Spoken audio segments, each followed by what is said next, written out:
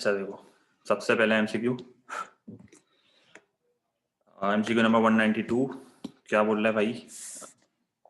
The diagram in the diagram a firm increases its output बढ़ा रही है एक firm from O Y to O Z. पहले मैं वाई पे था, अब मैं जेड पे आ गया, तो मेरा आउटपुट बढ़ रहा है। सही है।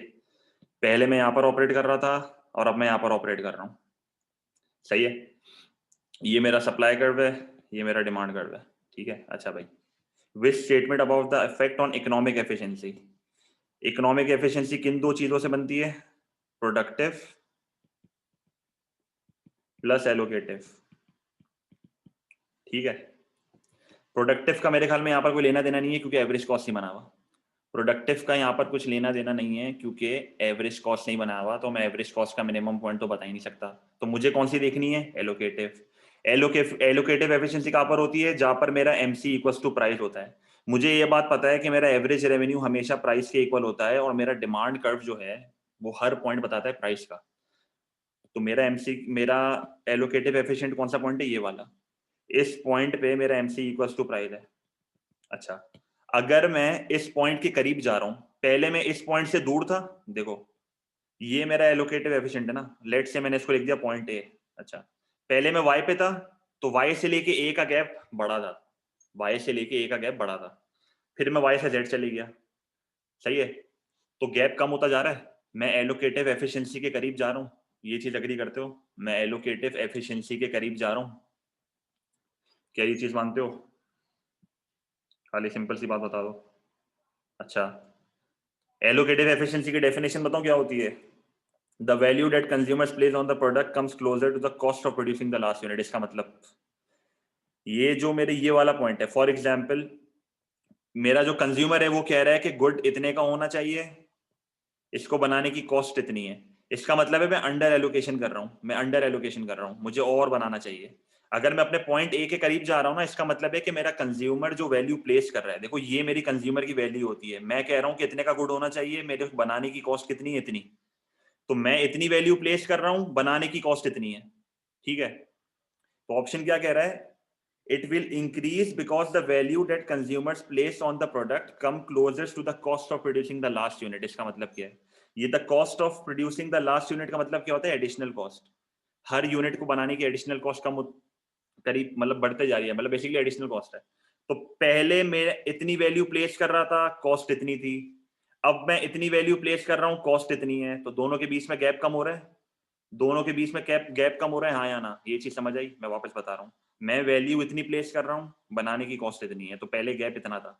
अब मैं वैल्यू इतनी प्लेस कर रहा हूँ, बनाने की कॉस्ट इतनी है, तो गैप कम होता जा रहा है। The value which I am placing on the good और जो गुड बन रहा है, उन दोनों का गैप कम होता जा रहा है। तो इसका मतलब क्या है? मैं एलोकेटिव एफिशिएंसी के करीब जा रहा हूँ। मैं एलोकेटिव एफिशिएंसी के करीब जा रहा हूँ। जो मैं गुड पे वैल्यू प्लेस करता हूँ और जितने का वो गुड बन रहा है, उन दोनों में गैप कम होता जा रहा है। इसका मतलब है कि प्राइस और मार्जिनल कॉस्ट का गैप कम होता जा रहा है। करंटली मेरी प्राइस एक्सीड कर रही है मार्जिनल कॉस्ट को। मेरी प्राइस एक्सीड कर रही है मार्जिनल कॉस्ट को। मुझे किसी तरह प्राइस और मार्जिनल कॉस्ट को इक्वल करना है। तो इसका मतलब है मुझे प्राइस को गिराना है और एडिशनल कॉस्ट को बढ़ाना है। तो इक्वल करने के लिए क्या हो रहा है? प्राइस गिर रही है, एडिशनल कॉस्ट बढ़ रही है, तो मैं इक्वल आ जाऊंगा। समझ आई ये चीज? प्राइस गिरेगी, एडिशनल कॉस्ट बढ़ेगी, तो मैं इक्वल आ जाऊंगा। समझ आया? थोड़ा सा टेढ़ा एमसीक्यू था ये। तो क्या होगा? The value that consumers place on the product, तो वैल्यू जो मैं प्लेस कर रहा हूं, तो मेरी जो प्राइस कम होते जा रही है, closer to the cost of producing the last unit, marginal cost बढ़ते जा रही है। तो एक पॉइंट ऐसा आएगा जहां पर मेरा मार्जिनल कॉस्ट और प्राइस दोनों इक्वल हो जाएंगे, और इसका मतलब है कि मैंने एलोकेटिव एफिशिएंसी अचीव कर ली। तो मेरा आंसर क्या होगा? बी। कोई मसला है यहां तक? स्लो जाऊंगा, पर देखो समझना चीजें सारी। अच्छा, आगे बढ़ रहा हूँ, मैं आगे बढ़ रहा हूँ भाई। ठीक है। 193, ये एक ऐसा एमसीक्यू है जो बहुत रिपीट होता है। जो एमसीक्यू रिपीट होता है ना, मैं खुद बताऊंगा, ये बहुत रिपीट होता है। सही है। A firm operates under perfect competition in both product and factor market. Product का मतलब है कि मार्केट स्ट्रक्चर भी मेरा वो है परफेक्ट कंपटीशन का, और फैक्टर मार्केट जो मेरी लेबर की मार्केट है ना, वो भी परफेक्ट कंपटीशन है। अच्छा, labour as the only variable factor input. ठीक है, स्मॉल फर्म है। In the diagram, the line JK shows relationship between marginal physical product and man hours hired. ठीक है. How many man hours will the firm hire if the price of the product is 1.6 and the hourly wage is 3.2? देखो इससे पहली बात, हम लोग MRP theory चलाते हैं। एमआरपी का फॉर्मूला क्या होता है? Marginal physical product multiply by marginal revenue equals to marginal revenue product. MRP theory है ना इसमें। तो मुझे एक बात बताओ, ये कह रहा है कि प्राइस ऑफ द प्रोडक्ट 1.6 है। अगर प्राइस ऑफ द प्रोडक्ट 1.6 है तो मार्जिनल रेवेन्यू 1.6 होगा। अच्छा, परफेक्ट कंपटीशन की एक खास बात होती है कि मेरा मार्जिनल रेवेन्यू प्रोडक्ट मेरी वेज के इक्वल होता है। मेरा मार्जिनल रेवेन्यू प्रोडक्ट मेरी वेज के इक्वल होता है। तो मेरा मार्जिनल रेवेन्यू प्रोडक्ट कितना होगा? इसने मुझे यहाँ पर बताया हुआ है। अगर मेरी वेज 3.2 है तो मेरा मार्जिनल रेवेन्यू प्रोडक्ट भी 3.2 होगा। तो इसका मतलब है कि मुझे एमआरपी भी मिल गया 3.2। मुझे बताओ मेरा मार्जिनल फिजिकल प्रोडक्ट अब निकाल सकते हो? मेरा मार्जिनल फिजिकल प्रोडक्ट अब निकाल सकते हो? मार्जिनल फिजिकल प्रोडक्ट कितना होगा? अगर मुझे मैंने तुम लोग को मार्जिनल रेवेन्यू बता दिया जो कि 1.6 है, मैंने तुम लोग को मार्जिनल रेवेन्यू प्रोडक्ट बता दिया जो कि 3.2 है, तो मुझे बता दो मार्जिनल प्रोडक्ट क्या होगा। इक्वेशन बना के दे दी मैंने। जब भी ये क्वेश्चन करना ना इक्वेशन बना लेना। अच्छा, अब मुझे इस टेबल से देख के बताओ, इसने मुझसे पूछे कि कितने आवर्स काम करवाएंगे हम अपने वर्कर से, कितने आवर्स काम करवाएंगे। तो मैं क्या करूंगा? मुझे मार्जिनल फिजिकल प्रोडक्ट पता है, तो ये रहा 2। 2 से मैं देखूंगा कि मैं कितने घंटे काम करवा रहा हूँ। क्या आएगा? 4000। 2 से मैं देखूंगा कितने घंटे मुझे काम करवाना है। 4000 आ जाएगा। तो आंसर क्या होगा? डी। समझ आ गया?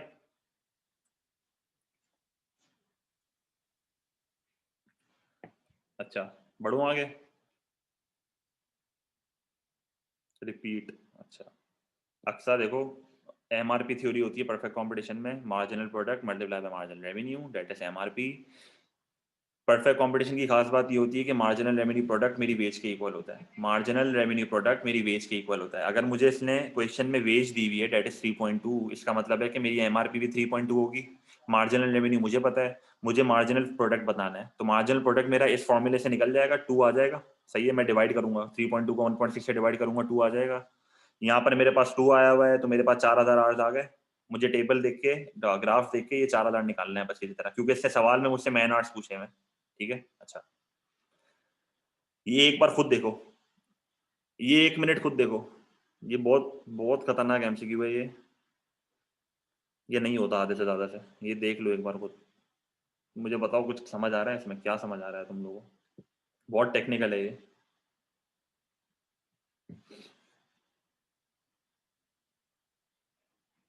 1 मिनट दे रहा हूँ देखने के लिए।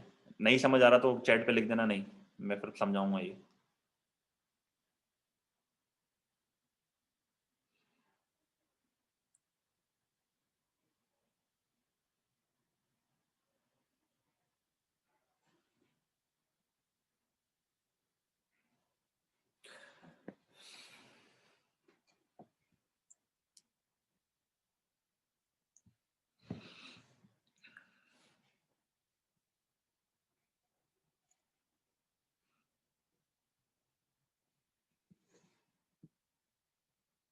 सही है। डी लग रहा है, सी लग रहा है, सी लग रहा है, ठीक है। और डी। तलाल बोल रहा है ए। सुबह एमन भी ए। Might be B. देखो मैं इसकी लॉजिक समझा रहा हूँ, ये समझाना पड़ेगा थोड़ा। अच्छा, एग्जैक्टली सेम क्वेश्चन बना रहा हूँ, वेज और आर्ट्स, ठीक है। ये मेरी वेज आ गई और ये मेरे लेबर आवर्स आ गए। सही है, यहाँ पर वेज है, यहाँ पर लेबर आवर्स है। अच्छा, मैंने सप्लाई कर्व खींच दिया लेबर का, ये मेरा सप्लाई कर्व है लेबर का। सही है। अच्छा, अच्छा करेंटली इस वेज पे मेरी वेज लेट से चल रही है W1। मेरी वेज चल रही है W1। W1 पे मेरा जो वर्कर है वो कितने घंटे काम करना चाह रहा है? 20 घंटे। वो 20 घंटे काम करना चाह रहा है। W1 पे मेरा वर्कर 20 घंटे काम करने के लिए रेडी है। सही है। अच्छा, तो मैं लेट से इसको कहता हूं, एक एरिया मैंने बना दिया एरिया एक्स, एक एरिया मैंने बना दिया एरिया वाई। मुझे बताओ मेरा एरिया एक्स क्या होता है? ये वाला पूरा एरिया क्या है? एरिया एक्स क्या है मेरा? इकोनॉमिक रेंट है कि ट्रांसफर रेंटिंग है? एरिया एक्स इकोनॉमिक रेंट है कि ट्रांसफर रेंटिंग है?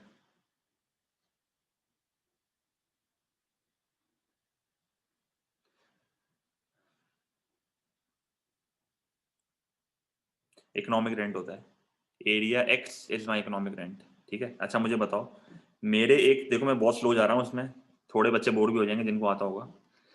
मेरी अर्निंग का फॉर्मूला क्या है, मैं अगर मुझे अपनी टोटल अर्निंग निकालनी है, अगर मुझे अपनी टोटल अर्निंग निकालनी है तो मैं क्या करूंगा, मैं ट्रांसफर अर्निंग को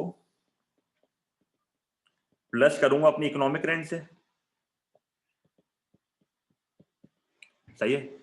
अगर मुझे अपनी टोटल अर्निंग निकालनी है मैं क्या करूंगा, ट्रांसफर अर्निंग को प्लस करूंगा इकोनॉमिक रेंट से, बेसिक फॉर्मूला। अच्छा अब मैं ना सिचुएशन को चेंज कर रहा हूं। अब ये तो बहुत सिंपल सा क्वेश्चन है कि एक्स मेरा इकोनॉमिक रेंट है, वाई मेरा ट्रांसफर अर्निंग है। मैं कह रहा हूं कि मेरी गवर्नमेंट ने, या मेरा वर्कर है ना, उसको फोर्स किया जा रहा है, मेरे वर्कर को फोर्स किया जा रहा है कि मेरे वर्कर को बोला जा रहा है कि तू काम करेगा 40 घंटे, तू 40 घंटे काम करेगा, और जो तू 40 घंटे काम करेगा ना तू इसी वेज पे करेगा। मैंने वर्कर को बोला तू 40 घंटे काम करेगा सेम वेज पे, तू भले 20 घंटे काम करना चाह रहा है पर तुझे 40 घंटे काम करना पड़ेगा। रिक्वायरमेंट डाल दी है मैंने रिक्वायरमेंट डाल दी है, तो मैंने 40 घंटे की लाइन खींची यहाँ से और मैंने इस वेज को एक्सटेंड कर दिया। तो देखो मेरे पास एक और ये छोटा सा एरिया आ गया, मेरे पास एक और ये छोटा सा एरिया आ गया, सही है। यहाँ तक कहानी समझ आई, यहाँ तक कहानी समझ आई। मैंने वर्कर को बोला तू उसी वेज पे 40 घंटे काम करेगा, ये 20 घंटे वाली कहानी नहीं हो रही है, सही है। अच्छा तो मैंने एक और एरिया मार्क कर दिया, मैंने एरिया मार्क कर दिया मेरा, लेट से जेड, ये छोटे ट्राइंगल को मैंने जेड बोल दिया, और मेरे पास जो एक और एरिया आ रहा है ना ये वाला, इसको मैंने ए बोल दिया। अब मैं तुम लोग को एरियाज बता रहा हूं। एरिया एक्स जो है वो मेरा इकोनॉमिक रेंट है, एरिया वाई जो है वो मेरा ट्रांसफर अर्निंग है। एक एरिया मैंने ये वाला जेड निकाला है और एक एरिया मैंने ए निकाला है। यहां तक कहानी समझ आई। अब मैंने ये एरिया निकाल लिए, मैं आहिस्ता आहिस्ता आगे बढ़ रहा हूँ, मैं लॉजिक पाऊंगा आहिस्ता आहिस्ता। अच्छा अब मुझे एक और बात बताओ, अगर मैं तुम लोगों को कहता हूं कि मुझे मेरी इकोनॉमिक रेंट चाहिए, मैं कहता हूं कि मुझे सिर्फ इकोनॉमिक रेंट बता दो, मैं कहता हूं कि मुझे सिर्फ, ये कहा गया, हाँ मुझे, मैं कह रहा हूं मुझे सिर्फ इकोनॉमिक रेंट बताना है, तो इकोनॉमिक रेंट का फॉर्मूला क्या होगा, ये मुझे इसी फॉर्मूले को चेंज करना पड़ेगा, मुझे इसी फॉर्मूले को चेंज करना पड़ेगा इकोनॉमिक रेंट निकालने के लिए। इकोनॉमिक रेंट किस तरह निकालूंगा बता दो मेरे को। मुझे सिंपली क्या करना है, मुझे अपनी अर्निंग को, अर्निंग में से ट्रांसफर अर्निंग को निकाल देना है, मुझे अपनी टोटल अर्निंग में से अपनी ट्रांसफर अर्निंग को निकालना है, मुझे अपनी टोटल अर्निंग में से ट्रांसफर अर्निंग को निकालना है। तो ये मेरा इकोनॉमिक रेंट का फॉर्मूला हो गया। अच्छा अब मुझे बताओ कि देखो जब मैं 20 घंटे काम करने के लिए तैयार था, जब मैं 20 घंटे काम करने के लिए तैयार था तो मेरी ट्रांसफर अर्निंग कितनी थी, सवाल सुनना मेरा। जब मैं 20 घंटे काम करने के लिए तैयार था, जब मैं 20 घंटे काम करने के लिए तैयार था, मेरी ट्रांसफर अर्निंग कितनी थी, ये वाला एरिया मेरा ट्रांसफर अर्निंग का था, एरिया वाई मेरा ट्रांसफर अर्निंग का था, सही है। तो अगर मुझे 20 घंटे काम करना है तो मेरा ट्रांसफर अर्निंग क्या होगा, अगर मुझे 20 घंटे काम करना है तो मेरा ट्रांसफर अर्निंग होगा एरिया वाई, मेरा ट्रांसफर अर्निंग होगा एरिया वाई। अच्छा अगर मुझे 40 घंटे काम करने के लिए मजबूर किया जा रहा है, अगर मुझे 40 घंटे काम करने के लिए मजबूर किया जा रहा है, तो मुझे बताओ अब मेरा क्या होगा, ट्रांसफर अर्निंग अब क्या होगा, अब मेरा ट्रांसफर अर्निंग क्या होगा, एक्स वाई ए, ठीक है बेहतरीन। एक्स नहीं, एक्स वाई ए नहीं होगा भाई वाई ए जेड होगा ना, वाई ए जेड होगा, वाई ए जेड, ठीक है। अब देखो मैं फॉर्मूले तक पहुंच रहा हूं अपने, मैं अपने फॉर्मूले तक पहुंच रहा हूँ, समझ रहे हो मेरी बात, आहिस्ता आहिस्ता फॉर्मूले पे आ रहा हूँ। अच्छा मुझे अब एक और सिंपल सी बात बताओ, मेरी टोटल अर्निंग कितनी है अभी, जेड क्यों, क्योंकि ये area below the supply curve है ना, area below the supply curve होता है, transfer earning area below the supply curve होता है, तो area below the supply curve पे आ रहे हैं ना ये जेड, सही है। तो जितना भी area below the supply curve वाला हिस्सा है वो मेरा ट्रांसफर अर्निंग होगा। देखो मैं आहिस्ता आहिस्ता अपनी चीज पे पहुंच रहा हूँ। मेरा इकोनॉमिक रेंट का फॉर्मूला क्या है, अब एकदम से थोड़ी कहानी पूरी बदल दूंगा मैं, मेरे इकोनॉमिक रेंट का फॉर्मूला क्या है, अर्निंग माइनस ट्रांसफर अर्निंग। मुझे बताओ इस ग्राफ को देख के, अब देखो पूरी बात 40 घंटे पे ही कर रहा हूं मैं, पूरी बात 40 घंटे पे ही कर रहा हूं, मुझे 40 घंटे पे मुझे अपना इकोनॉमिक रेंट दिखाना है। अगर मैं 40 घंटे काम करता हूं ना मुझे इकोनॉमिक रेंट चाहिए, सही है। वापस बोल रहा हूं, अगर मुझे 40 घंटे काम करना है तो मेरे 40 घंटे का मैं इकोनॉमिक रेंट निकाल लूं। अच्छा मुझे बताओ इस ग्राफ को देख के, अगर मुझे 40 घंटे काम करना है मेरी अर्निंग क्या होगी, मेरी टोटल अर्निंग बता दो, कीज बता दो, मेरे अर्निंग की कीज बता दो, मुझे टोटल पैसे मेरी जेब में कितने आ रहे हैं। मैं हिंट दे रहा हूं इसकी, इसको रेवेन्यू की तरह निकालना, इसको रेवेन्यू की तरह निकालना। एरिया, एरिया क्या होगा? एरिया, अर्निंग का एरिया बताओ, वैल्यू नहीं बताओ, एरिया।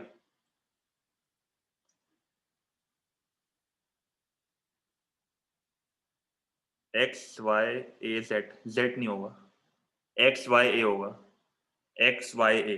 ये मेरी अर्निंग का एरिया है, ये मेरी अर्निंग है। सही है, लॉजिक यही है कि ये मेरी अर्निंग है, एक्स वाई ए। तो मैं क्या लिखूंगा? मैं क्या लिखूंगा? एक्स प्लस वाई प्लस ए, ये मेरी अर्निंग आ गई। नहीं नहीं नहीं मैम, ये कोई फॉर्मूला नहीं, मैं खुद एग्जांपल क्रिएट कर रहा हूँ। वाई नॉट जेड, मिनाल जेड इसलिए नहीं है क्योंकि ये मेरे ट्रांसफर अर्निंग का हिस्सा है, ये मेरा ऊपर का हिस्सा है, ये मेरी टोटल अर्निंग का पार्ट नहीं है। वो तो मुझे 40 घंटे काम करने पे मजबूर किया जा रहा है, तभी मैं ये देख रहा हूँ।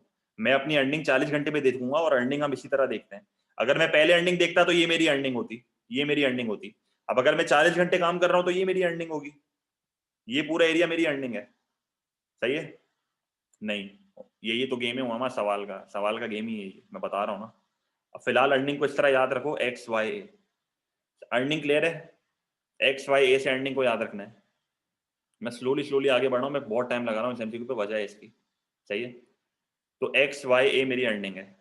अच्छा, ट्रांसफर अर्निंग क्या था मेरा? मेरा ट्रांसफर अर्निंग क्या था? मुझे माइनस करना है ना ट्रांसफर अर्निंग। तो ट्रांसफर अर्निंग मुझे माइनस करना है तो क्या होगा?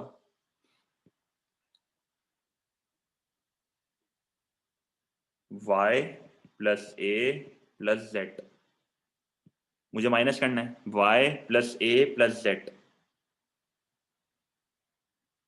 अच्छा, मुझे बताओ इस वाले इक्वेशन में और इस वाले इक्वेशन में कॉमन अल्फाबेट्स कौन से हैं?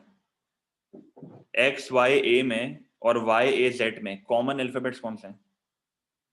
वाई प्लस ए। मैं रिपीट कर रहा हूँ, एक्स वाई ए में और वाई ए जेड में कॉमन अल्फाबेट्स कौन से हैं? तो मैं उन कॉमन अल्फाबेट्स को निकाल देता हूँ। वाई को निकाल दिया, ए को निकाल दिया, वाई को निकाल दिया, ए को निकाल दिया। तो मेरे इकोनॉमिक रेंट का फॉर्मूला क्या होगा? X minus Z. मेरे इकोनॉमिक रेंट का फॉर्मूला क्या होगा? एक्स माइनस जेड, ये वाला एरिया माइनस ये वाला एरिया। समझ आया यहां तक? तो ये मेरे इकोनॉमिक रेंट निकालने का फॉर्मूला है, मेरी एग्जांपल के हिसाब से। सही है, मेरी एग्जांपल के हिसाब से। यहां तक क्लियर है? तो मैं अब एमसीक्यू पे आ रहा हूं, मैं अब अपने एमसीक्यू पे आ रहा हूं।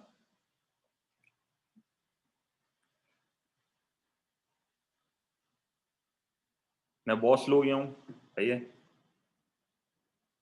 मामा जेड को फिलहाल ट्रांसफर अर्निंग में जेड क्यों आया? Area below the supply curve है, area below the supply curve है, तो ट्रांसफर अर्निंग में जेड तो आएगा। मैं खाली अर्निंग का बोल रहा हूं कि अर्निंग में जेड को इग्नोर कर दो, अर्निंग मेरा एक्स वाई ए होता है, अर्निंग में जेड नहीं आएगा। सही है? अब मैं एमसीक्यू पे आ रहा हूं। सही है, अब मैं एमसीक्यू पे आ रहा हूं। ट्रांसफर अर्निंग में जेड आएगा, मैं वापस बोल रहा हूं, सप्लाई कर्व के नीचे वाला हिस्सा होता है, सप्लाई कर्व के नीचे वाला हिस्सा होता है, बार बार एक ही बात कर रहा हूं मैं। सही है, कोई भी एग्जाम्पल हो ये ऐसे ही होगा। हाँ, और मैंने जो तुम्हें अल्फाबेट्स यहाँ पर लिखवाए ना, पेपर में भी यही अल्फाबेट्स आते हैं, एक वजह से मैंने ये अल्फाबेट्स लिखवाए। पेपर में वो एमसीक्यू रिपीट करता है, वो बहुत मुश्किल है अल्फाबेट्स अलग देते हैं, तभी मैंने अल्फाबेट्स भी सेम रखे हैं। सही है। अच्छा, अब एमसीक्यू देखो, अब एमसीक्यू देख के समझो खुद।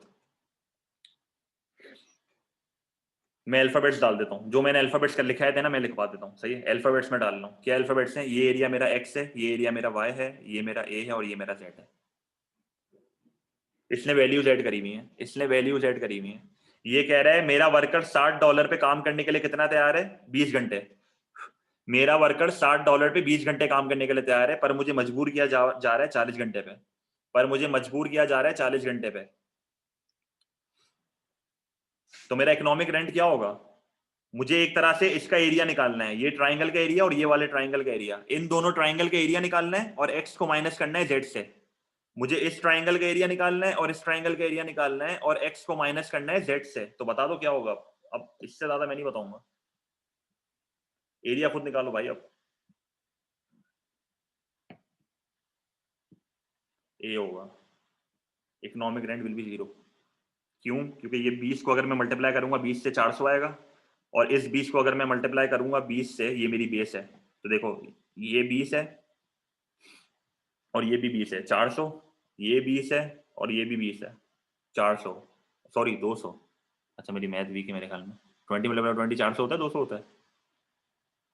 चलो खैर, जीरो तो हारा है ना, समझ आ गया? चलो अच्छा, इस एमसीक्यू पे मैंने 10-15 मिनट क्यों लगाए? अरे हाँ, half into base into height, ठीक है ठीक है ठीक है ठीक है, सही है, मेरा मैथ नहीं था 11 में। अच्छा, तो अब ये एमसीक्यू मैंने क्यों 10-15 मिनट लगाए हैं? क्योंकि ये एमसीक्यू रिपीट होगा, ये गारंटीड रिपीट होता है, ठीक है। अच्छा अब आगे बढ़ जाते हैं। 195। अब ये देखो, मैं इस एमसीक्यू पे टाइम नहीं लगाऊंगा, मैंने लास्ट सेशन में ये बहुत डिटेल में कराया था। मैं तुम लोगों को खाली वापस अपने ग्राफ में थोड़ी बहुत चीजें करके दिखा रहा हूँ जो मैंने तुम लोगों को पहले करके दिखाई थी। मैंने सबसे पहले कहा था कि इस ग्राफ को बीच में से काट देना। अच्छा, इस ग्राफ को मैंने बीच में से काट दिया, ये जो मेरा मिड पॉइंट है, इस मिड पॉइंट पे मेरा मार्जिनल प्रोडक्ट जो होता है वो मैक्सिमम पे होता है, मेरी मार्जिनल कॉस्ट मिनिमम पे होती है। जिसको इस चीज की पूरी लॉजिक समझनी है, लास्ट सेशन की रिकॉर्डिंग देख लेना, सही है। अच्छा, फिर मैंने कहा था अगर मैं ओरिजिन से लाइनें खींचूंगा और टोटल कॉस्ट को काटूंगा, अगर मैं ओरिजिन से लाइनें खींचूंगा और टोटल कॉस्ट को यहां से काटूंगा, जहां जिस पॉइंट पे टेंजेंट आएगा, जिस पॉइंट पे टेंजेंट आएगा वहां पर मेरी एवरेज कॉस्ट क्या होगी? मिनिमम पे होगी। तो ऑप्शन देख के बता दो क्या आंसर होगा। ऑप्शन ये होगा, ये रहा, average total cost will minimize at OQ3। बस, जिसको ये समझ नहीं आया लास्ट क्लास की रिकॉर्डिंग देख ले, सही है। इस पर टाइम नहीं लगा रहा मैं, बहुत लंबी करी थी लास्ट क्लास में। अगेन सिंपल एमसीक्यू, इसको छोड़ दो बल्कि यार, ये बहुत सिंपल है। ये वाले पे देख लो, ये वाला 197 देख लो, 197 समझ लो। अच्छा 197 में एक लॉजिक बता रहा हूं, अगर ये मेरा लॉन्ग रन एवरेज कॉस्ट है, एक चीज हमेशा याद रखना, मेरे लॉन्ग रन एवरेज कॉस्ट के जो सारे पॉइंट्स होते हैं ना, point A, point B, point C, point D and point E, ये सारे पॉइंट मेरे जैसे फॉर लेट्स से कि भाई ए पे मैं इतनी क्वांटिटी बना रहा हूँ, बी पे मैं इतनी क्वांटिटी बना रहा हूँ, सी पे इतनी बना रहा हूँ, तो ये जितनी भी क्वांटिटीज हैं, ये जितनी भी क्वांटिटीज हैं, ये सारी मेरी मिनिमम कॉस्ट है। मतलब मैं अगर फॉर एग्जांपल मुझे इस क्वांटिटी को, अगर मुझे इस क्वांटिटी पे इस कॉस्ट से कम लेवल पे बनाना है ना, मैं बना ही नहीं सकता। रिपीट कर रहा हूं, अगर मुझे इस क्वांटिटी को ये वाली कॉस्ट से कम में बनाना है ना, तो मैं बना ही नहीं सकता, मैं बना ही नहीं सकता, सही है। तो इसका मतलब है LRAC पे जितने भी पॉइंट्स होते हैं सारे मेरे कॉस्ट के मिनिमम पॉइंट्स बताते हैं। अगर मुझे इस वाली क्वांटिटी को इससे कम कॉस्ट में बनाना है तो मैं बना ही नहीं सकता, सही है। तो LRAC पे सारे पॉइंट्स क्या होते हैं? मिनिमम कॉस्ट के। तो मेरा आंसर क्या होगा? हाँ, मेरा आंसर क्या होगा भाई 197 का?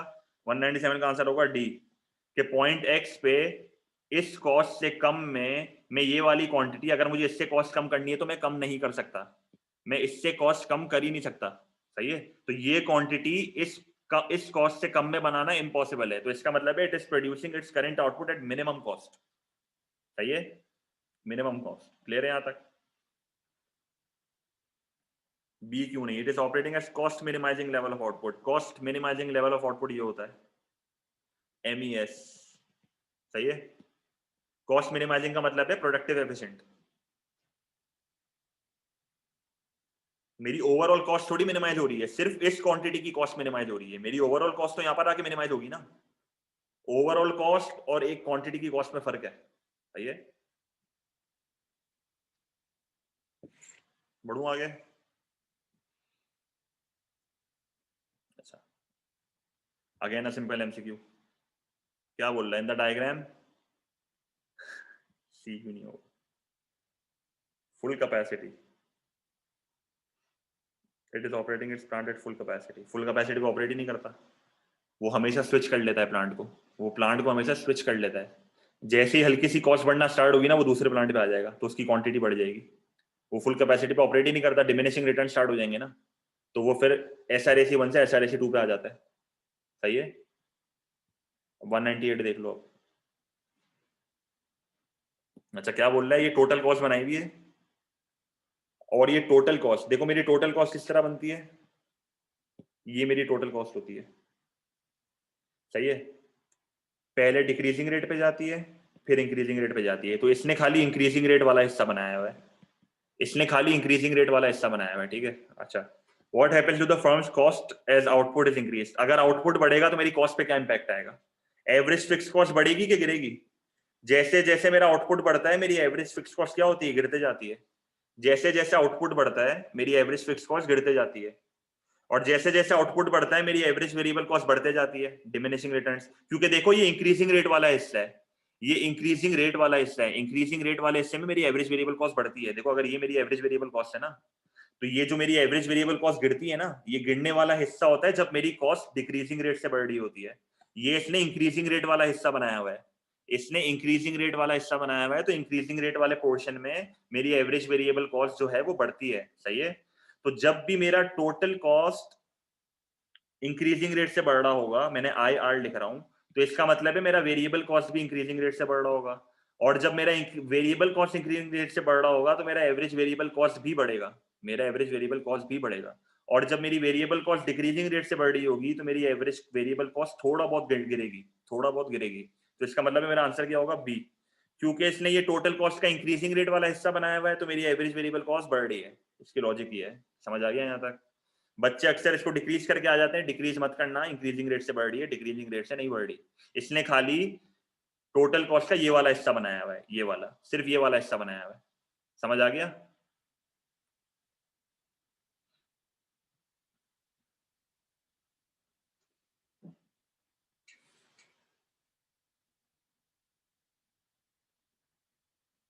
सवाल है अभी पूछ लो, मैं दूसरे एमसीक्यू पे जाऊंगा फिर बोलता हूँ नहीं क्लियर है।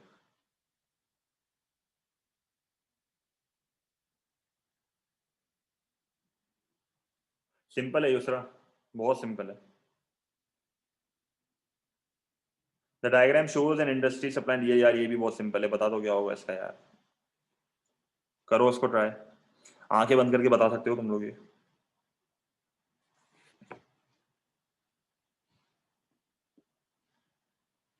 डेड वेट लॉस एलिमिनेट हो जाएगा और क्या। अगर मैं यहाँ पर ऑपरेट कर रहा हूँ और मैं यहाँ पर ऑपरेट कर रहा हूँ तो ये डेड वेट लॉस है। तो अगर मैं ओ क्यू से अब यहाँ पर आ जाता हूँ तो ये वाला जो है डेड वेट लॉस था ये एलिमिनेट हो जाएगा, तो मैं इस पॉइंट पे आ जाऊंगा तो वी प्लस डब्ल्यू एलिमिनेट हो जाएगा, तो आंसर क्या होगा, सी होगा। सही है। फिर भी समझ नहीं आया ना तो व्हाट्सएप पे पूछ लेना, मैं फिलहाल आगे बढ़ लेता हूँ, ठीक है। थोड़ा डिफरेंट एमसीक्यू देख लें, ये अगेन एक सिंपल एमसीक्यू है। मैं इनिशियली जीएच पे था, मेरा बजट लाइन जीएच था, मैं जीएच से जे के आ गया, इसका मतलब है कि मैं जीएच से अगर जे के गया हूँ तो मेरे इस तरह की कोई सिनेरियो होगा। ये मेरा वाई बढ़ा है और एक्स गिरा है, तो इसको मैं कह सकता हूँ relative change in price. Relative change in price, relative change in price का मतलब क्या है, अगर मैं पहले के मुकाबले में गुड बाय को अब ज्यादा खरीद रहा हूँ और गुड एक्स को कम खरीद रहा हूँ, उसका मतलब है कि प्राइस ऑफ एक्स बड़ी होगी relative to, relative to price of Y. हाँ, तो इसका आंसर क्या होगा, पिवट नहीं हो रहा ना, वही तो बोल रहा हूँ, रिलेटिव चेंज। जब भी प्राइस का रिलेटिव चेंज होता है ना, बजट लाइन क्रॉस करता है एक दूसरे को। जब भी रिलेटिव चेंज इन प्राइस होता है बजट लाइन क्रॉस करता है एक दूसरे को, तो इसका आंसर ये होगा। सही है। प्राइस ऑफ एक्स बड़ी है तो मुझे वाई सस्ता लग रहा है। हाँ, सब्स्टिट्यूशन इफेक्ट है ये। अगर मैं यहाँ पर एक बजट लाइन खींच दूंगा ना तो ये पूरा सब्स्टिट्यूशन इफेक्ट आ जाएगा। सही है, तो लंबी नहीं करनी इसमें। सही है।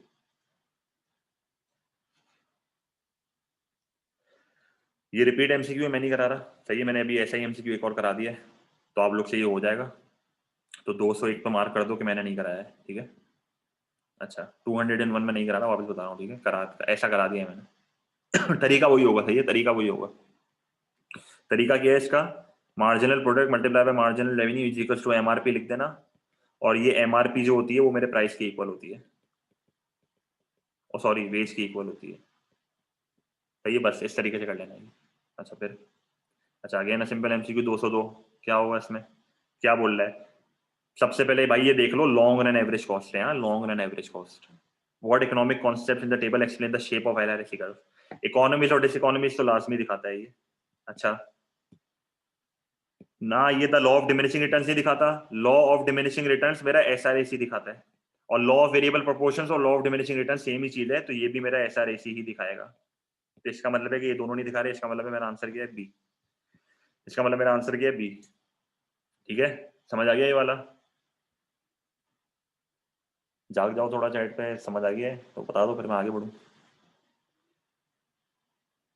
सर कैलकुलेशन वाले करवाए तो टेस्ट में दिए थे।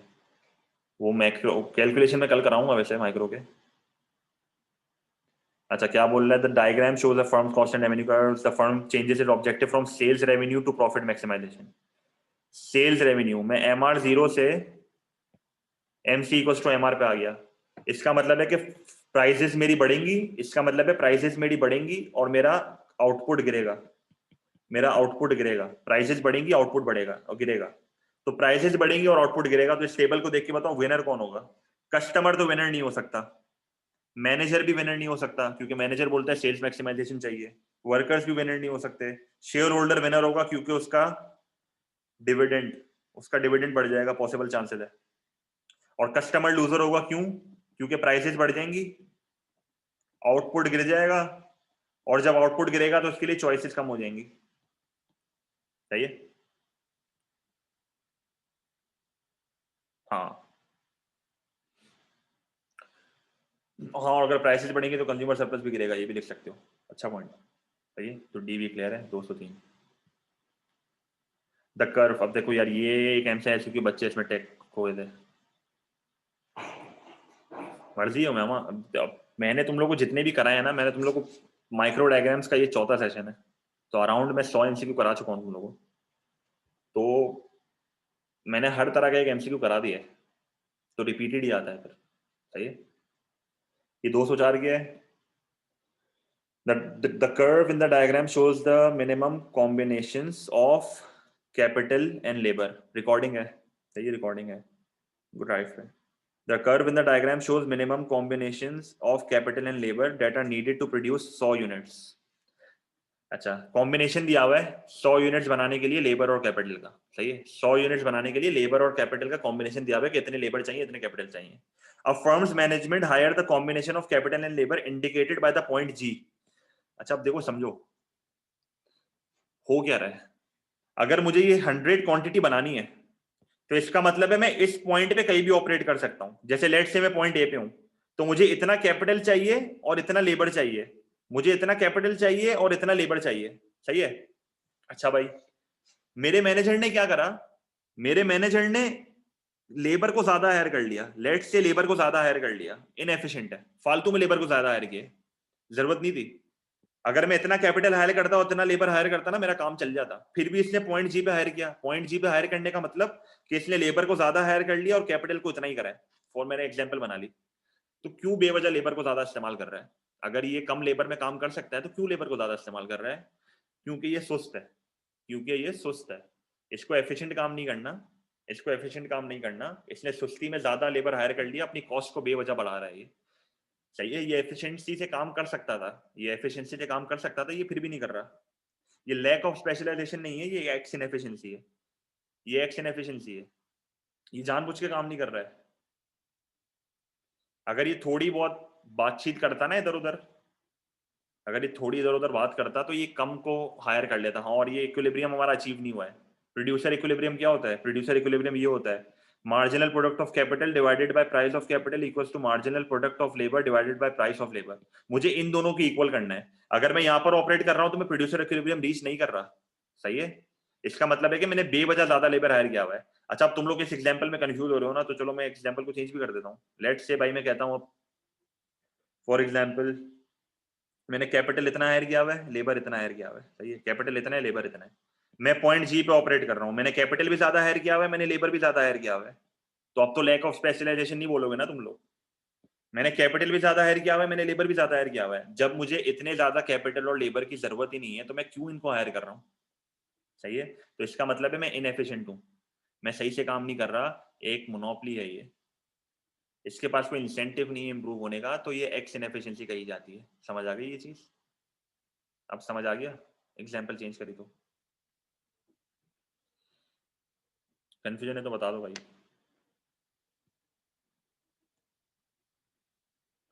कॉस्ट, हाँ कॉस्ट एफिशिएंट नहीं है। ठीक है, 205 एएस का एमसीक्यू है ये भाई, ये एएस का एमसीक्यू है। ये देखो एएस वाली चीजें भी दे देता है कभी कभार। मिनिमम प्राइस का एमसीक्यू है ये। अभी मैंने पिछला, अभी तुम लोग से 1 घंटा पहले एएस का सेशन था, उसमें मैंने कराया है ये, झूठ भी नहीं बोल रहा। ये मेरा मिनिमम प्राइस है। इसने मिनिमम प्राइस लगाया है, और मिनिमम प्राइस जब मार्केट में लगाते हैं तो मार्केट में क्या हो जाता है, क्वांटिटी डिमांड ये हो गई है, क्वांटिटी सप्लाइड ये हो गई है, मार्केट में सरप्लस हो गया है, मार्केट में सरप्लस हो गया है, तो मेरी गवर्नमेंट को खरीदना पड़ेगा ये सरप्लस। तो सरप्लस का गैप क्या है, के और आर, तो बाय क्वांटिटी के आर, सरप्लस को खरीदना पड़ेगा। सही है, गवर्नमेंट सरप्लस को खरीद लेती है, तो बाय क्वांटिटी के आर, जो सरप्लस वाला एरिया है वो गवर्नमेंट खरीद लेगी। ठीक है, समझ आया?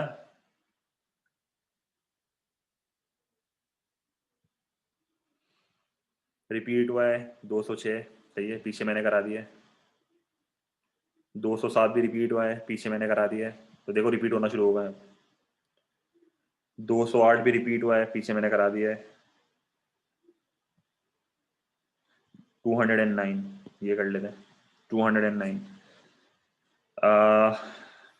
अच्छा, टोटल प्रोडक्ट ये वाला हिस्सा मेरा इंक्रीजिंग रेट का है, ये वाला हिस्सा मेरा डिक्रीजिंग रेट का है। अब जो इंक्रीजिंग डिक्रीजिंग रेट में कंफ्यूज हो रहा है, मैं वापस बता रहा हूँ। जब भी हमें इंक्रीजिंग रेट की लाइन बनानी होती है ना, मैं इस तरह बनाता हूँ, और जब भी मुझे डिक्रीजिंग रेट की लाइन बनानी होती है ना, तो मैं इस तरह बनाता हूँ। तो ये वाला हिस्सा मेरा इंक्रीजिंग रेट का है, और ये वाला हिस्सा मेरा डिक्रीजिंग रेट का है। ठीक है, अच्छा अच्छा भाई, तो जब मेरा टोटल प्रोडक्ट इंक्रीजिंग रेट से बढ़ रहा होता है, तो उस पॉइंट पे मेरा मार्जिनल प्रोडक्ट बढ़ रहा होता है। जिस पॉइंट पे मेरा टोटल प्रोडक्ट इंक्रीजिंग रेट पे बढ़ रहा होता है, मेरा मार्जिनल प्रोडक्ट भी बढ़ रहा होता है। और जिस पॉइंट पे मेरा टोटल प्रोडक्ट डिक्रीजिंग रेट पे बढ़ता है, जिस पॉइंट पे मेरा टोटल प्रोडक्ट डिक्रीजिंग रेट पे बढ़ता है, उस पॉइंट पे मेरा मार्जिनल प्रोडक्ट गिरता है। तो मुझे बताओ, ये स्पेसिफिक पॉइंट पे क्या हो रहा है, ये जो मैंने पॉइंट मार्क करा है उस पे क्या हो रहा है?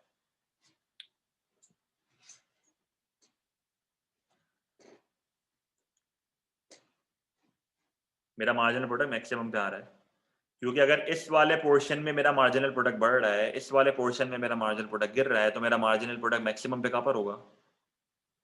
यहां पर होगा। सही है,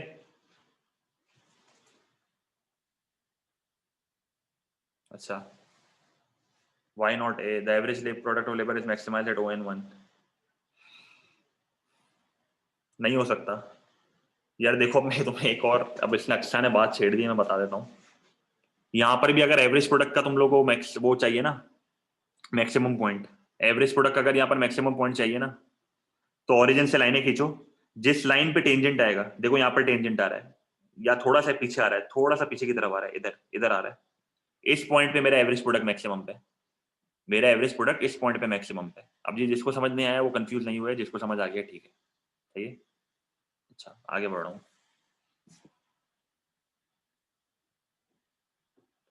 यार ये एक टेक्निकल एमसीक्यू है 210, क्या आप देखो पढ़ो उसको क्या बोल रहा है।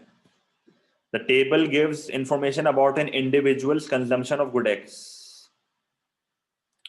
एक कंज्यूमर की गुड एक्स की कंजम्पशन है, सही है। अच्छा, प्राइस ऑफ गुड एक्स 10 है, क्वांटिटी डिमांडेड 25 है, मार्जिनल यूटिलिटी 30 है। तो अगर मैं M U X over P X करता हूं तो मैं क्या लिखूंगा? 30 डिवाइडेड बाय $10, 30 डिवाइडेड बाय $10। अच्छा, फिर क्या बोल रहा है, इससे गुड वाई भी दिया हुआ है। The diagram shows the marginal utility a consumer derives from the consumption of good Y। अगर इससे good Y भी दिया हुआ है तो मैं सामने good Y भी लिख देता हूँ, marginal utility of Y divided by price of Y। अच्छा भाई, मुझे इस रेशो को इक्वल करना होता है ना। अच्छा, assuming no change in the price of good X, कह रहा है कि प्राइस ऑफ गुड एक्स $10 ही रहेगी, प्राइस ऑफ गुड एक्स $10 ही रहेगी। By how much will the individual's consumption of good Y increase if the price falls from $30 to $20? कह रहा है कि अगर गुड वाई की प्राइस $30 से $20 आ जाए तो कंजम्पशन कितने से बढ़ेगी। अच्छा, इससे पहले मैं एक और चीज बताऊं, इससे पहले मैं एक और चीज बता रहा हूं। ये इसने ग्राफ में देखो लेबलिंग क्या करी हुई है, यहां पर इसने यूटिल्स लिखा हुआ है और यहां पर इसने क्वांटिटी लिखी हुई है। मुझे एक बात बताओ, मेरा मार्जिनल यूटिलिटी डिमांड की इक्वल होता है, हाँ या ना? मेरा मार्जिनल यूटिलिटी ही मेरा डिमांड कर्व होता है। क्या मेरा मार्जिनल यूटिलिटी ही मेरा डिमांड कर्व होता है? अच्छा, तो अगर मैं यहाँ पर प्राइस और क्वांटिटी लिख दूं कोई फर्क पड़ेगा? यहाँ पर मैं प्राइस और यहाँ पर क्वांटिटी को रहने दूं, कोई फर्क पड़ेगा? क्या कोई फर्क पड़ेगा? थोड़ी सी ऑल्टरेशन करी है मैंने। अच्छा, उसके बाद, अच्छा, पहले गुड बाय की प्राइस कितनी थी? $30। पहले गुड बाय की प्राइस कितनी थी? $30। मसला ये है कि यहां पर इसने मुझे यूटिल्स दिए हैं, सही है।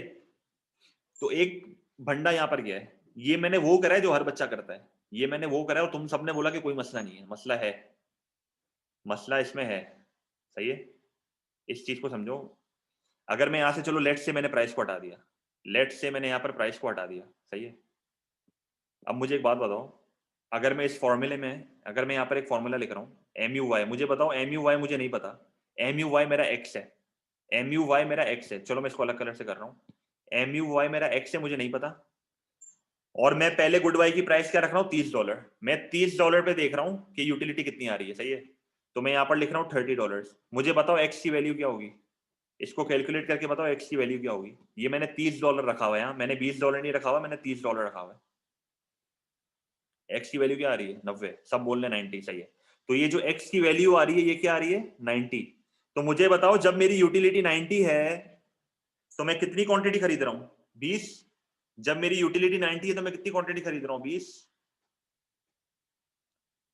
अच्छा भाई, वापस रेशियो को लिखते हैं, 30 divide by $10 equal to X divided by, इस बार मैं प्राइस को क्या कर रहा हूँ, $20। इस बार मैं प्राइस को क्या कर रहा हूँ, $20। तो ये मैं यहां पर लिखूंगा $20। अब मुझे बताओ एक्स की वैल्यू क्या आ रही है, 60। तो बताओ 60 यूटिल्स पे मैं कितनी कंजम्पशन कर रहा हूं भाई, 30। इसका मतलब है कि 10 यूनिट से मेरी कंजम्पशन बढ़ गई, 10 यूनिट से मेरी कंजम्पशन बढ़ गई, तो आंसर क्या होगा,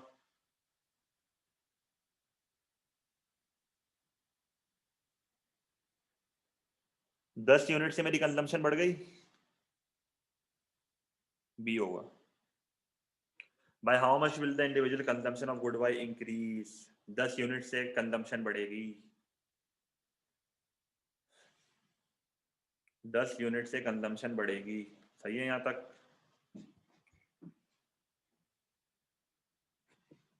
कंफ्यूजन है किसी को,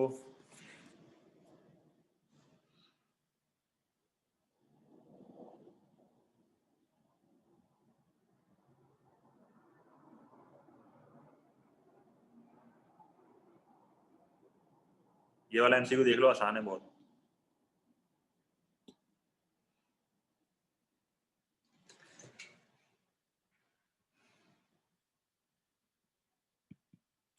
पहले मेरा सप्लाई का कुछ इस तरीके से बना हुआ था S1, तो मेरा इकोनॉमिक रेंट ये आ रहा था और मेरी ट्रांसफर रेंटिंग ये आ रही थी। फिर ग्राफ कुछ इस तरीके से हो गया,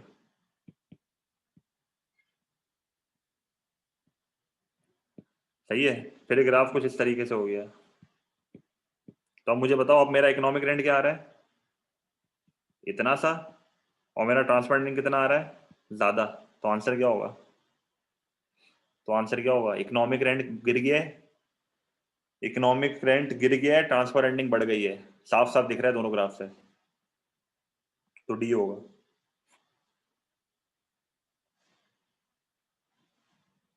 सही है,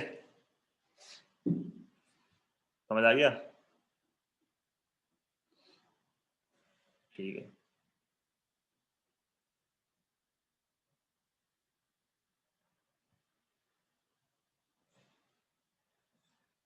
यार ये ट्रांसफर रेंटिंग समझ नहीं आया। वो मैम पहले ट्रांसफर रेंटिंग इतना था, अब इतना हो गया, जगह बढ़ गई है ना। जाहिर सी बात है, जब इकोनॉमिक रेंट कम होगा तो ट्रांसफर रेंटिंग बढ़ेगा ना, दोनों का रिलेशन कुछ इस तरीके से है ना, सही है। अच्छा ये एमसीक्यू देख लो थोड़ा, 212, इन द डायग्राम, चलो मैं एक तुम लोगों को लॉजिक बता रहा हूँ थोड़ी सी बात कर लेते हैं, प्रॉफिट्स के ऊपर बात कर लेते हैं। अच्छा अगर मैं एब नॉर्मल प्रॉफिट कमा रहा हूँ, लेट से एक फर्म एब नॉर्मल प्रॉफिट कमा रही है, तो हम लोग क्या लिखते हैं, हम लोग किस तरह पढ़ते हैं इसको, कि average revenue will exceed average total cost, इस तरह पढ़ते हैं हम। एब नॉर्मल प्रॉफिट क्या होता है, कि average revenue is more than average total cost.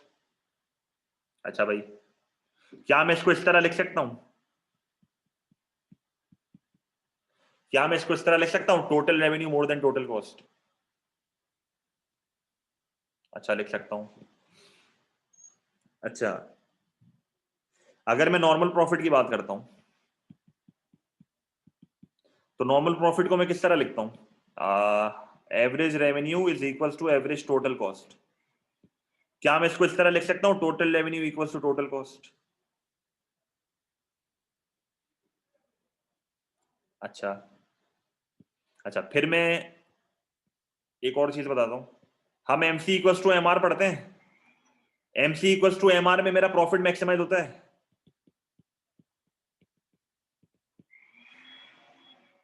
MC equal to MR में मेरा प्रॉफिट मैक्सिमाइज होता है, खाली हाँ या ना में बता दो। अच्छा अच्छा, मुझे बताओ, अगर मैं अपना फॉर्मूला लिखता हूँ, total revenue minus total cost, जब मैं टोटल रेवेन्यू को और टोटल कॉस्ट को माइनस करता हूँ मेरे पास क्या आता है? जब मैं टोटल रेवेन्यू और टोटल कॉस्ट को माइनस करूंगा मेरे पास क्या आएगा? मैं इस सेगमेंट की बात कर रहा हूँ, दूसरे वाली साइड की। प्रॉफिट आएगा। मुझे बताओ, अगर मुझे इसको देखना है, अगर मुझे सिर्फ इसको देखना है, अगर मैं इस इंफॉर्मेशन को यूज करके, अगर मुझे इस इंफॉर्मेशन को यूज करके इस प्रॉफिट को मैक्सिमाइज करना है तो मुझे क्या करना पड़ेगा? अगर मुझे इस इंफॉर्मेशन को, जो मैंने ऑरेंज पे सर्कल मारा है, अगर मुझे अपना प्रॉफिट मैक्सिमाइज करना है तो मुझे क्या करना पड़ेगा? मुझे टोटल रेवेन्यू को ज्यादा से ज्यादा रखना है, मुझे टोटल रेवेन्यू को ज्यादा से ज्यादा रखना है और टोटल कॉस्ट को कम से कम रखना है। मुझे इन दोनों के बीच में जो गैप है उसको मैक्सिमम रखना है। समझ आया? मुझे रेवेन्यू को ज्यादा से ज्यादा रखना है, टोटल कॉस्ट को कम से कम रखना है, और इन दोनों के गैप को सबसे ज्यादा रखना है। इन दोनों के गैप को सबसे ज्यादा रखना है। इसका मतलब क्या है? मतलब मैं चाहता हूं कि मेरी टोटल रेवेन्यू टोटल कॉस्ट से ज्यादा हो और बहुत ज्यादा हो। मतलब गैप, जहां पर सबसे बड़ा गैप आएगा, जहां पर टोटल रेवेन्यू और टोटल कॉस्ट के बीच में सबसे बड़ा गैप आएगा, वो मेरा मैक्सिमम प्रॉफिट होगा।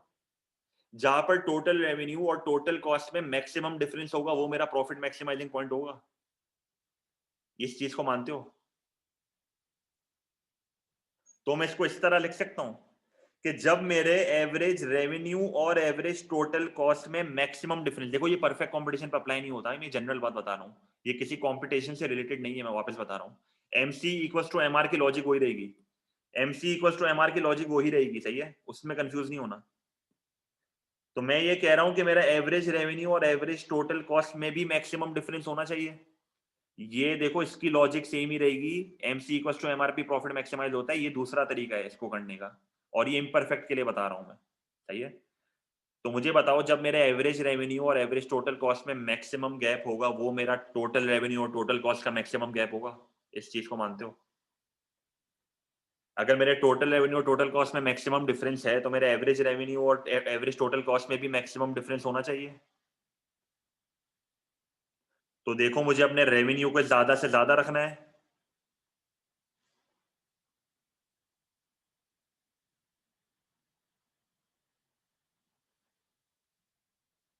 अनस, पर वहां पर एमआर नहीं होता ना। बात तो सही कर रहा है, पर वहां पर एमआर नहीं होता। ठीक है, तो इसका आंसर क्या होगा? इसका आंसर बी होगा, क्योंकि यहां पर मैं देखो मैक्सिमम गैप है, यहां पर मैक्सिमम गैप है, क्योंकि डिमांड कर्व मेरा एवरेज रेवेन्यू को इक्वल ही होता है। समझ आया ये? टेक्निकल एमसीक्यू था, बहुत बहुत टेक्निकल एमसीक्यू था।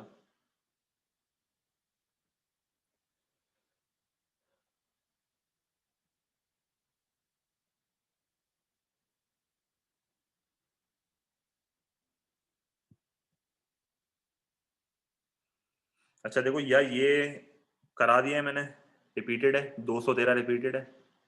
अच्छा, 214 भी रिपीटेड है, अभी कराया हमने।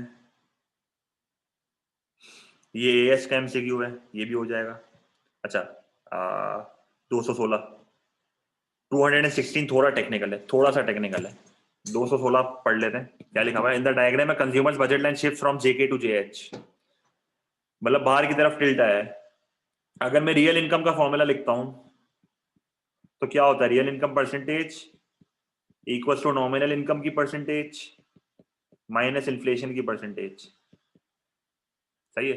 अच्छा, अगर मैं अपनी प्राइजेस को बढ़ाता हूं या अपनी प्राइजेस को लेट से गिरा देता हूं, अगर मैं अपनी प्राइजेस को गिरा देता हूं और नॉमिनल इनकम को अनचेंज रखता हूं, अगर मैं अपनी प्राइजेस को गिरा देता हूं, नॉमिनल इनकम को अनचेंज रखता हूं, तो मेरी रियल इनकम बढ़ेगी। तो आंसर या तो ये होगा कि प्राइस ऑफ एक्स गिरी है, या तो मेरा आंसर होगा रियल इनकम बढ़ी है। या तो मेरा आंसर होगा प्राइस ऑफ एक्स गिरी है, या तो मेरी रियल इनकम बढ़ी है। मुझे यहां पर कौन सा ऑप्शन दिया हुआ है? देखो दो आंसर हो सकते हैं, या तो प्राइस ऑफ एक्स गिरी है या तो मेरी रियल इनकम बढ़ी है, दोनों का सेम ही मतलब है। पर बेटर आंसर ये वाला होता है, बेटर आंसर ये वाला होता है। क्यों बेटर आंसर ये वाला होता है? क्योंकि इसमें प्राइस ऑफ एक्स गिरने का अफेक्ट शामिल होता है, इसमें प्राइस ऑफ अफेक्ट गिरने का अफेक्ट शामिल होता है। तो आंसर क्या होगा इसका? सी होगा। There has been increase in consumers real income, consumer income increase हुई है। सही है, कोई मसला है यहां तक? 217 in the diagram MRPL is the firm's marginal revenue product, S supply curve है, मार्जिनल कॉस्ट ऑफ लेबर। सही है। Assuming profit maximization, profit maximization labour market में कहाँ होती है? जहां पर मेरा MRP is equal to marginal cost. तो MRP मार्जिनल कॉस्ट यहाँ पर इक्वल है, यहां से मैं अपनी इंप्लॉयमेंट निकालूंगा और मैं वेज कौन सी देता हूं? सबसे मिनिमम वेज देता हूं। जब मेरी क्वांटिटी की लाइन एवरेज कॉस्ट से टकराती है, वहां पर मेरी वेज निकलती है। तो ये मेरी वेज है, ये मेरी इंप्लॉयमेंट है। तो आंसर क्या होगा? तो आंसर क्या होगा?